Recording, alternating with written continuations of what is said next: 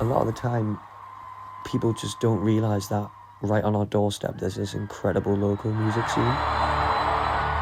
When artists say this about cities in the northeast, it makes you wonder why they tend to stray away from performing. Hi, it's Sarah. Hi, it's Charlotte. And hi, it's Tammy. And today we're going to discuss the death of live music in the northeast here on Word on Wearside.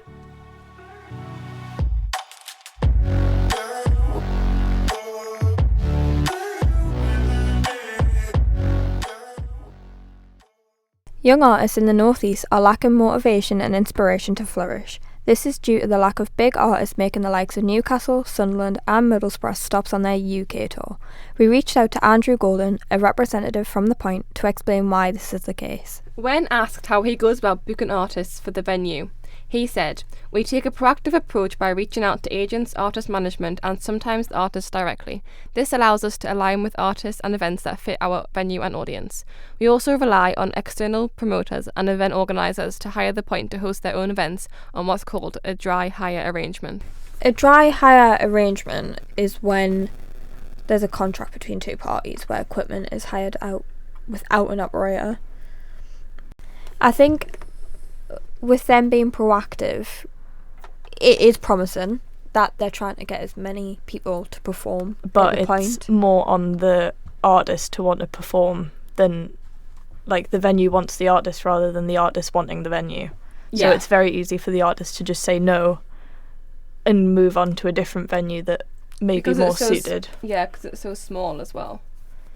Smaller, more suited, more money. Yeah.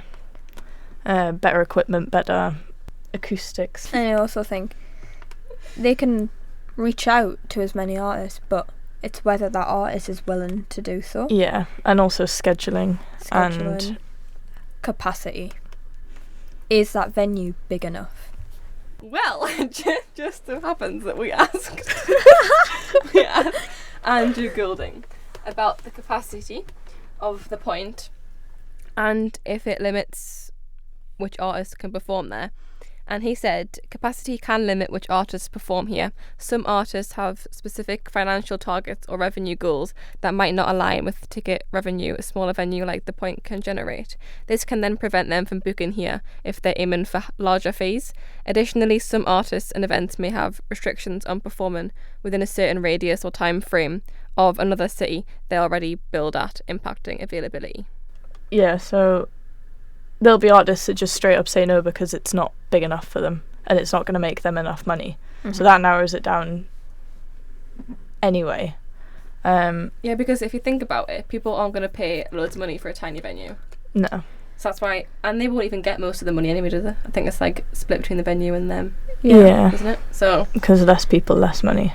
Even if the fee is alright for tickets, they're not going to get all of it anyway.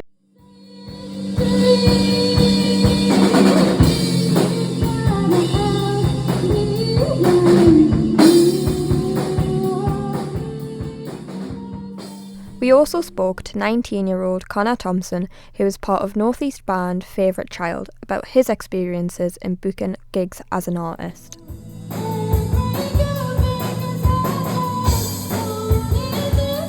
For booking shows, so a lot of it's just more about who you know than what you know.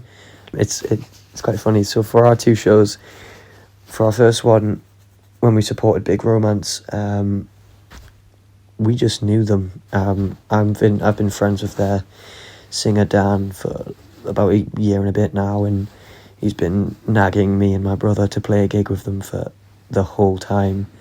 And eventually we said, "Oh, we've got a band and we're ready," and we're able to play a show. So it was more about like who we knew rather than us getting into contact with anyone. And then for this next show, again, we just got an email from the promoter, Geek Canny, who, again, I know people there. I know the girl who founded that, Katie, and she's brilliant, and she knew I was in a band, and so she just sent an email over saying, "Hiya, do you want to support St. Clair at Xerox?" And we were like, yeah, absolutely.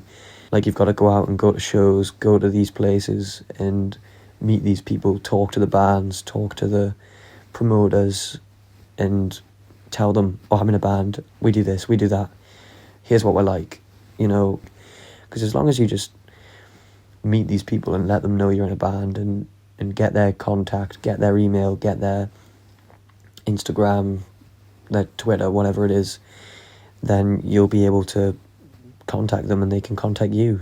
We also spoke to Connor about how he has found the industry as a small artist and how he has maintained motivation to carry on creating music. I would say upcoming musicians are just one of the most important things in the Northeast.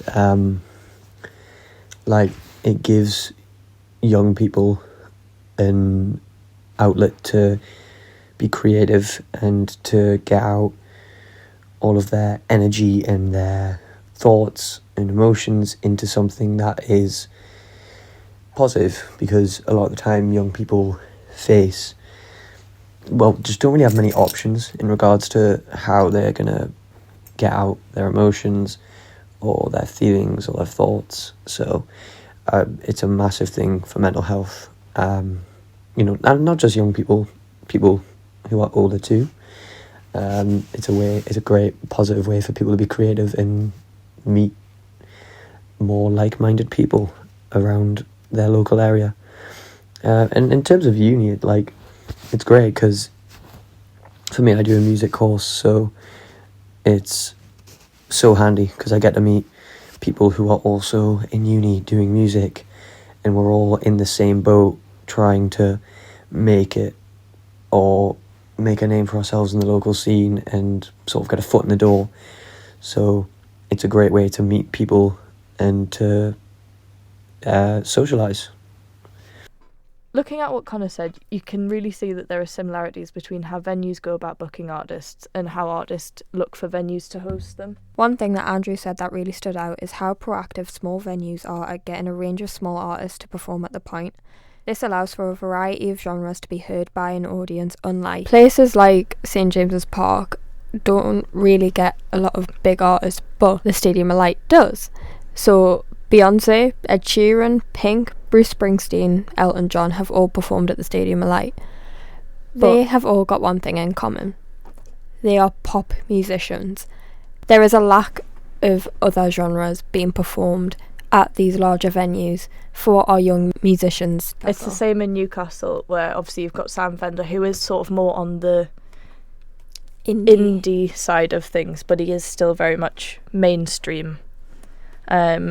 And again, you've got Ed Sheeran performing at St James's Park, and even at the sort of smaller arenas, such as City Hall or the Utilita Arena, it's still very much more well-known, more mainstream, more pop music. You can see as well that all the really big artists like Beyonce and Bruce Springsteen, they all go to Sunderland because of the Stadium of Light, whereas there's no really that size of a venue in Newcastle for people to come and perform in, besides the Utilita, which isn't even that big anyway. So that's one of the main issues why the death of live music is occurring in the Northeast. Our younger artists are only seeing pop music being performed. There's no rap, there's no classical, there's no R&B. There's just a focus on pop music. There's not much range. Yeah, I agree. It's definitely more pop orientated. We asked Connor his opinions as well.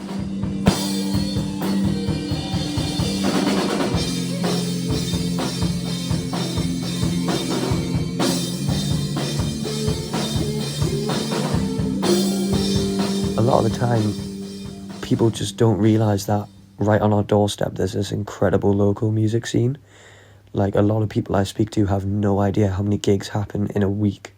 Like, there's hundreds of them. Like, because that's how you meet the people in the local scene. You see the same faces and you begin to make friends with them and you start to get a sort of rapport.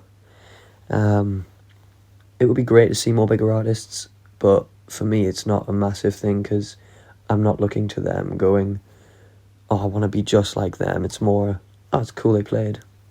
Like, but I think what has a worse effect on the morale of younger artists is seeing the lack of Northeast talent breaking through. Obviously we had Sam Fender a few years ago, but for the last few years, for the last 10, 15 years, it's just been artists from London constantly making the airwaves, and it feels like if you're not in London, you're not going to do anything. So that's what more has an effect. It feels like sometimes we're just a bit trapped in our own little bubble up here and no one's ever going to notice us. We need more people to come to these smaller shows and to support the local musicians and to, come out on a Wednesday night to a little club and watch a band.